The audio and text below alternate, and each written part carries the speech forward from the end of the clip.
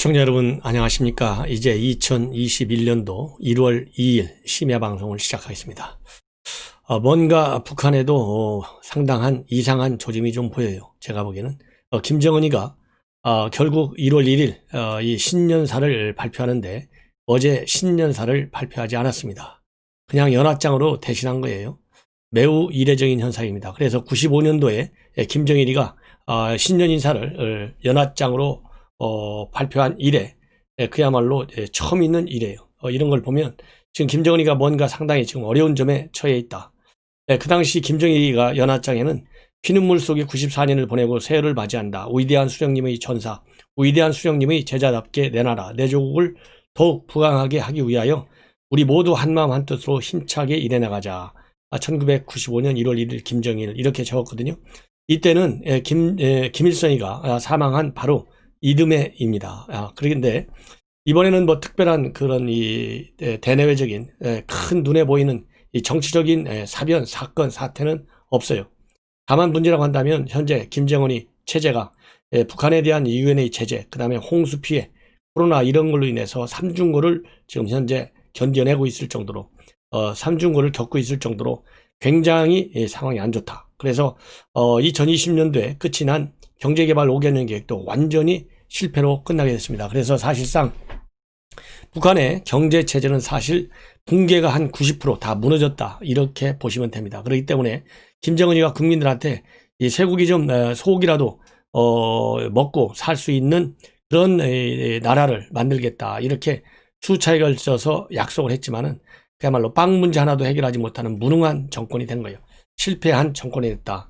이러다 보니까 이렇게 신년사를 대대적으로 발표하지 못하고 조선중앙통신을 통해서 신년 연합장 정도밖에는 발표할 수밖에 없다. 이런 생각이 듭니다. 그래서 이 서한 내용은요, 불과 몇 자가 되지를 않아요. 서한 내용은 총 그러니까 보통 신년사를 하면요 1만 자 정도가 되는데 이 서한은 딱 187자밖에 되지 않는다고 합니다. 그래서 이 서한 내용을 여러분들께 말씀을 드리면 이건 뭐 187자니까요.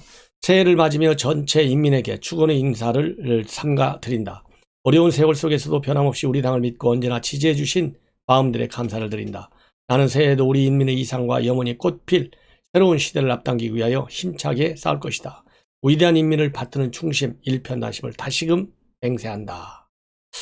이게 그래서 우리식으로 따지면 이제 인민들한테 꼬리를 내린 거죠. 그렇죠. 근데 북한 체제의 특성상 북한 인민들한테 꼬리를 내리는 것은 상상할 수가 없는 거예요. 그래서 죄송합니다. 이걸 보면 거꾸로 그만큼 이완돼가는 체제의 위기를 의식을 해서 국민들에게 대놓고 충성맹세를 요구하기에는 좀 상황이 상당히 녹록지 않다. 이런 것을 의미하는 것이다. 그래서 체제 균열 현상이 생각보다 상당히 크지 않을까 이런 생각이 듭니다. 그리고 이렇게 김정은이가 제일 싫어하는 심리전이 뭐죠? 북한에 대한 이 풍선 날리는 대북 전단을 만드는 뿌리는 거. 그 다음에는 휴전선에서 대북 확성기 방송을 하는 거. 이런 거를 제일 싫어해요. 그래서 문재인 정부가 들어서면서 맨 먼저 한 것이 DMZ 일대에서의 대북 확성기 방송을 중단시켰어요. 이 확성기 방송을 중단시켰는데 이제는 지금 뭘 하고 있느냐? 대북 전단 뿌리는 것을 전부 불법화 시켰습니다. 그래서 미국과 유엔에서 대대적으로 지금 이 반발이 일어나고 있는 거 여러분들 다 아시잖아요. 근데 우리 국내에 있는 유일한 우리 한국인 반기문 전 유엔 사부총장이 31일 이 대북 전단 금지법에 대해서 북한의 요구에 굴복한 반인권법이다. 이런 국제사회의 비난을 자청하고 있고 합당한 후속 조치로 빨리 바로 잡아라. 이렇게 주장을 했습니다. 그리고 이 인권은 내정이 아니라 인류 보호편의 가치다. 유엔 사무총장으로 재임하면서 세계를 상대로 인권 보호와 신장을 위해 진력했던 저로서는 정작 우리나라가 인권 문제로 인해 국내외의 비판을 받는 현실에 참담함을 금할 수 없다. 이렇게 밝히고 있습니다. 그러면서 국민 통합을 이루려는 노력에 적극 나서야 하고 이것이 대한민국의 절박한 요구다. 여기에는 국가 지도자의 역할이 가장 중요하다. 몰상식, 비상식과 억지가 권력에 스며들면 독선과 오만으로 흐르게 되고 그렇게 운영되는 국가는 정상 국가가 아니다. 이렇게 강력히 비판하고 있다. 저는요, 반기문 총장 이런 지적 아주 따끔하고 좋습니다. 근래 들어와서 상당히 따끔하고, 이 매서운, 이 지적을 하고 있어요. 그야말로 이 대한민국 역사상 유일한 총장이고 100년, 200년이 돼도 나올지 말 줄 아는 총장 자리를 역임하신 분 아니겠습니까? 그래서 이러한 따끔한 충고를 문재인 정권은 무겁게 알아듣고 바로 시정 조치를 해야 되겠다. 이런 말씀을 저는 드리고 싶습니다. 그래서 그런 의미에서요, 만약에 이런 거와 관련해서 이 문재인 대통령이 제대로 이런 것을 수용하지 않을 경우에는 이 반기문 총장이 별도의 특단의 조치를 강구하는 것이 필요하지 않을까, 저는 그런 말씀을 저는 감히 드리고 싶습니다. 그리고 지금 이제는 여러분들께 아직 굿뉴스를 말씀드리겠는데요. SBS 의뢰로 조사 전문회의체인 입소스가 지난 12월 28일부터 30일까지 여론조사를 실시했어요. 여론조사를 한 결과 흔히 얘기하는 대로 여당, 민주당 완전히 폭망하고 있습니다. 그래서 야권으로의 정권 교체, 그다음에 야권의 시장, 서울과 부산에서 시장 당선을 지금 바라고 있어요. 이렇게 야권이 정권 교체도 하고 내년도 금년도죠, 이제 4월 보궐선거에서 이기를 바라는 민심에는 기존 이 야권, 즉 보수층도 보수층이지만요, 중도층이 완전히 돌아섰다. 그래서 이제 야권에서 제대로 된 훌륭한 이 후보를 낼 경우에는 정권을 다시 탈환해 낼 수 있다라고 하는 그런 빛이 보인다, 이런 말씀을 드리고 싶습니다. 그래서 우선 보궐선거와 관련해서는요, 야권이 승리할 것이다 예상한 응답자는 39.2%이고, 그 다음에 아니야 여당이 승리할 수 있어, 이것은 24.3%로서 오차범위 바뀝니다. 각각 한 곡씩 가져갈 것이다 라는 응답은 21%입니다. 그래서 자기의 정치 성향을 중도로 분류한 응답자 중에 야권 승리라고 답을 한 사람은 44.5%, 여당 승리보다도 여당 승리 18.9밖에 안 돼요. 그래서 25.6%나 앞선 걸로 그렇게 되어 있고요. 이번 보선의 성격이 중간평가다, 이런 의견은 51.5%, 아니다 적임자를 뽑는 선거다, 지역행정의 적임자 44.9%, 그래서 심판선거라는 성격이 상당히 강하다. 그래서 최근에 국민의힘 측에서 보면은요, 이번 재보궐선거를 심판선거로 볼 수는 없다. 서울의 경우에는 부동산 문제 전문가들이 나가야 된다, 이렇게 됐는데 국민의힘이 개념정의를 한 것 자체가 잘못됐다. 바로 잡아야 할 이제 상황에 도달했다, 이런 말씀을 드리고 싶습니다. 그 다음에 그리고 이 서울행정가 물론 이제 부동산 문제 중요하죠. 그러나 서울시장은 역대적으로 대한민국의 간판시장입니다. 이 간판시장이 부동산 문제가 급하다고 해서 부동산 문제라고 하는 특정 분야에 대한 지식 하나를 가지고 서울시를 이끌어 나간다. 서울시는 사실상 소정부나 마찬가지예요. 이런 개념적인 우리 국민의힘에서 잘못 설정했다, 저는 그런 말씀을 드리고 싶습니다.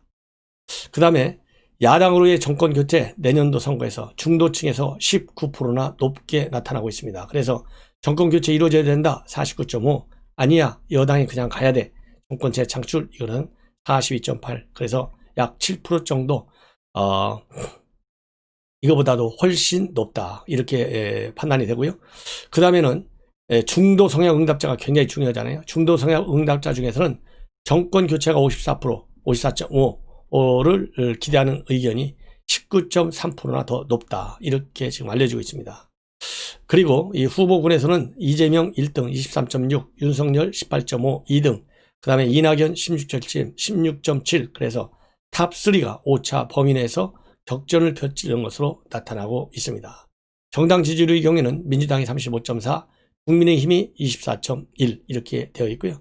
문재인 대통령이 잘못하고 있다 54%로서 SBS가 조사한 이후 역대 최저치를 기록하고 있다, 이런 말씀을 드립니다. 잘하고 있다는 것은요, 지난 7월보다 10.1%가 무려 빠져서 41.3으로 그렇게 나타나고 있습니다. 그리고 이 추미애가 주도한 윤석열 총장에 대한 징계 잘못했다, 이건 정치적인 목적이 다분하다, 이것이 53.4고요. 아니다 법에 따른 당연한 대응이다, 이것은 39.2%밖에 되지 않아서 14.2%포인트나 차이가 난다. 이런 걸 보면 심판선거, 재보궐선거든 아니면은 내년 대선이든 심판선거로 갈 만큼 정부의 국정운영 능력이 바닥이 났다, 이런 말씀을 드립니다. 그리고 참고적으로요, 누시스가 리얼미터에 의뢰해서 조사한 결과를 보면 이 이 입소스가 발표한 내용과 다릅니다. 여기서는 이재명 3등 19.8, 이낙연 20.0 2등, 윤석열 25.1 1등. 그래서 입소스 발표한 여론조사와 정반대의 결과가 나왔다. 이런 말씀을 드립니다. 그리고 추미애 장관이요, 동부구치소 사태와 관련해서 사과 입장문을 발표했지 않습니까? 사과 입장문이 오히려 논란을 더 키우고 가고 있고 민주당 지도부가 상당히 지금 불만이 고조되고 있다. 이런 말씀을 드리고 싶은데요. 왜냐하면 저도 이 앞방송에서 말씀을 드린 대로 진정한 사과가 아니고 변명에 불과한 사과. 이 변명에 불과하다 보니 지금 이 변명이 할 때냐. 더군다나 그동안에 이 사과 확진자가 나와가지고 이 동부구치소에서 확진이 계속 확산되고 있음에도 불구하고 아무 조치도 취하지 않아오고 오로지 윤석열만 몰아내려고 난리를 치다가 그것도 실패해놓고 그리고 나서 이렇게 뒤늦게 사과하는데 나온 사과가 아니다. 이 핑계 변명에 급급했다. 그러다 보니까 지금 여당 내에서도 굉장히 비판이 커지고 있다. 이런 보도들이 나오고 있어요. 그래서 어떤 측면에서 비판이 맞느냐? 추 장관의 사과는 타이밍도 늦었다. 진정성도 부족했다. 그래서 매만 채통한 꼴이 됐다. 그래서 이럴 때일수록 당이 나서서 이제는 사태를 수습해야 된다. 더군다나 이 노영민 비서실장이 지난해 11월 달에 국회 운영위에서 이 광화문 집회에 참가한 보수 집회 참가자들을 갖다가 코로나 방역을 위반했다고 그래가지고 도둑놈이 아닌 살인자다. 이렇게 비판한 적이 있잖아요. 국회에서. 이거 가지고 그 당시 좀 난리가 많이 났었죠. 그런데 이렇게 보수 집회 참가자들에 대해서는 살인자라고까지 얘기를 하면서 정작 이 추미애 장관이 관리 책임자인데 이렇게 변명에만 급급한 거. 그러다 보니까 여당 입장에서도 굉장히 난감하다. 더군다나 문재인 대통령이 인권변호사 출신인데 그리고 이 과거에 91년도 11월에 한겨레 신문에 문재인 대통령이 갈수록 악화되는 재수자 인권 이런 제목의 칼럼을 실었다고 합니다. 그런 대통령 휘하에서 이렇게 인권을 재수자라고 해서 무시하는 이런 것은 그야말로 부끄럽기 짝이 없다. 이런 지금 내부 비판의 소리가 상당히 커지고 있고요. 더군다나 법무부에서 이제 전 교정시설에 대해서 전수조사하겠다 이렇게 나오고 있는데요. 교정시설의 의료진은 지금 여기에 대해서 상당히 분노하고 있다. 그런 분노하고 있다고 합니다. 왜냐하면 이 교정시설 의료진 중에는요, 의사는 없고 간호사가 딱 한 명밖에 없대요. 그래서 이 전수조사를 하고 또 교정시설에서는 사회적 거리두기를 3단계 한다 해서 이게 될 일이 아니다. 이미 무증상 감염자에 의한 추가 확산이 지금 우려되고 있는 상황에서는 전 직원과 수용자에 대한 이 격리가 더 중요하다. 그래서 사회적 거리두기는 사실상 쇼에 불과하다. 이런 지금 비판이 나오고 있습니다. 그리고 이 교정본부 내부에 의료진이 없는 시스템, 이것도 큰 문제이기 때문에 여기에는 당연히 의사가 있어야 되는데 불과 간호사 한 분밖에 안 된다. 그런 지금 문제점을 제기하고 있어요. 자, 그리고 이제 사면과 관련해서는요, 지금 굉장히 참 여러 가지 의혹들이 나오고 있어요. 과연 이낙연 대표가 혼자서 구상한 것이냐, 아니면은 문재인 대통령하고 지난달에 2번이나 독대를 했는데 그 독대 과정에서 조율을 거친 것이냐, 아니냐. 이런 논란에서부터 시작해가지고요. 특히 제1야당인 국민의힘 측에는 일체 언급을 안 하면서 MB 측과는 사전에 의견을 타진해본 그런 내용이 지금 보도로 기정사실로 나와 있습니다. 그래서 MB 측에 대해서는 이낙연 대표 측에서 이재호 전 의원과 접촉해서 이 사면에 대한 의견을 타진한 것으로 되어 있어요. 그러다 보니까 지금 여당 내부가 지금 갈라지고 있습니다. 분열되고 있어요. 심각하게. 그리고 이 문바들 지금 이제 문자 폭탄, 전화 세례 이런 것들이 지금 이루어질 그런 심각한 조짐에 이르고 있고요. 바로 어제부터 국민청원에 들어갔습니다. 사면에 반대한다. 그러면서 이제 국민의 강력한 저항을 이낙연 대표가 받을 것이다. 그래서 탈당해라. 탈당해라. 사표도 이 대표직도 사퇴하라. 이런 강한 압박들이 나오고 있다. 이런 말씀을 드립니다. 그러다 보니까요, 김종인 의원, 이 비대위원장도 굉장히 지금 불쾌하게 생각하고 있고, 여당의 강성 지지층들로부터 사면을 거래할 거면 탈당하라. 이런 강한 이 비판이 나오고 있어요. 그래서 누구 마음대로 이렇게 중대한 결정을 했느냐. 그리고 사면권은 대통령 고유 권한인데 도대체 누구하고 상의했다는 거냐. 촛불을 들었던 시민의 뜻과는 정반대다. 이렇게 하고 나오고 있고요. 그 다음에 우상호 의원도 강력히 반대하고 있고 정청래 강력히 반대하고 있습니다. 예. 그리고 이 공수처장 후보 의결 과정에서요, 절차적 하자 때문에 이 국민의힘 측에서는 이 가처분 신청을 했습니다. 본안소송도 냈고요. 추천 의결 무효 확인 본안소송과 집행정지 신청을 함께 낸 바 있습니다. 그래서 이 가처분 신청과 관련된 행정법원 신문 기일이 다음 주 1월 7일로 잡혀 있어요. 그래서 이번에도 윤석열 총장 때와 마찬가지로 이 국민의힘 측에 손을 들어줄 것인지 아니면 여권에 손을 들어줄 것인지 궁금해지는데요. 제가 보기에는 이번에 이 결격 사유가 이 의결 종족수에 맞느냐 안 맞느냐 그거거든요. 왜냐하면 야당 측에서는 의결 종족수가 안 맞다. 왜냐하면 7명이 정원인데 야당에서는 둘 다 참석을 안 한 걸로 그렇게 돼 있거든요. 그렇기 때문에 5명이 의결한 것은 절차적 중대 하자에 속한다. 이렇게 국민의힘 측에서는 주장하고 있는데요. 제가 보기에는 이 국민의힘 주장이 옳은 것 같습니다. 지난번에 징계의 의결 종족수와 관련해서도 관련 법규에 나와 있는 대로 이 종족수가 성립이 안 된 상태에서 이루어질 징계 결의 의결이기 때문에 무효다, 잘못된 것이다 이렇게 했거든요. 이번에도 똑같은 그런 사례다. 그래서 비록 김진욱 그 공수처장이 판사 출신이긴 하지만은 팔은 또 안으로 굽는다고 그러니까 또 어쩔 수 피하기가 어려울 수도 있어요. 그래서 국민의힘의 승리보다는 이 김진욱 공수처장의 손을 들어줄 가능성을 배제할 수는 없어 보입니다. 그렇지만은 지난번에 윤석열 총장의 가처분 신청 인용 때와 마찬가지 절차적 중대한 하자 여부에 관해서 이 법원이 제대로 판단을 해야 되겠다 이런 말씀을 드립니다. 이제 중요한 내용이요. 바로 이성윤이 이거 잘못하면 이 구속수사 받아야 될 중대한 사안인 것 같아요. 지금 이 이성윤이가 이 코드만 맞추는 수사를 하다 보니까 수사를 깔아 뭉개고 그리고 이 수사팀과 싸우고 수사팀의 건의를 무시하고 이런 게 한두 번이 아니잖아요. 바로 근데 한동훈 공모 혐의가 없다. 요거에 관해서 지난 10월 달에 수사팀에서는 이 공모 혐의 절대 안 됩니다. 라고 보고를 했는데요. 그거를 받아들이지 않았다고 합니다. 그래서 무려 100페이지짜리 분량의 보고서를 다시 작성해서 최근에 냈는데도 불구하고 여전히 깔아 뭉개고 있다고 합니다. 그래서 이것이 이 조선일보에 단독으로 보도되어 있어요. 그러다가 최근에 와서야 이 보고서를 받고 나서 본인이 결론을 내려주지 않고 이 2차장 검사한테 검토해봐라 이렇게 내려줬다고 그래요. 이게 이게 얼마나 참 기가 막힌 직무유기 아니겠어요? 직무유기이자 직권남용인 것 같아요. 제가 보기에는. 그래서 이러한 이성윤 깔아뭉개기 태도와 관련해서 법적으로 어떤 죄에 해당되는지 이 변호사분들 또 이 NGO 단체들 이런 데서 검토해서 필요한 고발 조치를 하는 것이 필요하다 이런 말씀을 드립니다. 그래서 최근에서야 2차장 검사인 최성필 검사장한테 지시를 해서 네가 검토해봐라 이랬다는 거예요. 그리고 이 형사 1부장 변필근 형사 1부장이 그러니까 한 번 수사팀 의견 혐의가 없다. 그래도 굉장히 실망했다. 이렇게 또 질책을 받았다고 합니다. 그래서 100페이지짜리 분량의 보고서를 다시 작성해서 냈는데도 아무런 말이 없다고 그래요. 얼마나 기가 막힙니까? 그리고 어떻게 실망이라는 말을 할 수 있어요? 자기 부하한테? 네. 그렇지 않습니까? 이런 것은 내 의견은 이러니까 다시 한번 검토해봐라. 이렇게 하지. 실망이다. 이 얘기는 결국 뭐냐? 이 채널A 사건이 뭡니까? 징계 결정의 결정적 사유가 됐잖아요. 정지 2개월에. 요 본안소송에서 이게 앞으로 다뤄져야 돼요.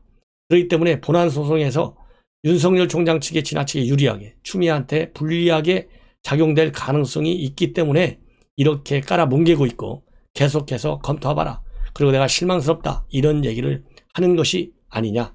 저는 화건컨대 그렇기 때문에 지금 계속 검토 시간을 때우면서 이 형사 이 법원의 이 본안 소송에서 불리하게 추미애가 불리한 입장을 빠지지 않도록 하기 위해서 그런 것이 아니냐라는 의혹을 배제할 수 없습니다. 마지막으로요, 하나 사설을 여러분들께 읽어드리겠습니다. 이 사설은 간단해요. 한 1분 20초 정도면 됩니다. 이 검찰 수사권을 아예 없앤다는 문정권 이성을 잃었다. 이런 제목의 조선일보 1월 1일자 사설입니다. 예. 참 이런 정권을 정말 우리가 뽑은 정권이 맞나요? 이런 대통령이 헌법 수호의 맹세한 게 맞나요? 이해가 안 가죠? 그런 의미에서 이 사설 꼭 한번 들어주십시오. 더불어민주당이 검찰의 수사권을 사실상 없애는 법안을 올해 2월 추진하겠다고 했다. 윤호중 국회 법사위원장은 검찰을 기소 전문기관으로 법제화하겠다고 했다.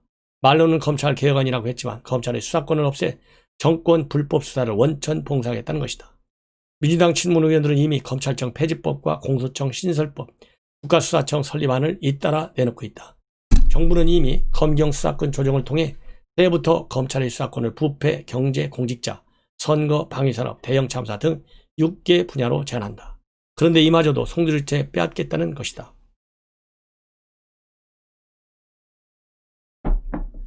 죄송합니다. 검사는 범죄수사 및 인신구속과 관련해 헌법에 규정된 유일한 기관이다. 또 검찰총장은 헌법기관이라 법률로 없앨 수 없다. 정권이 이성을 잃었다고 밖에 볼 수 없다.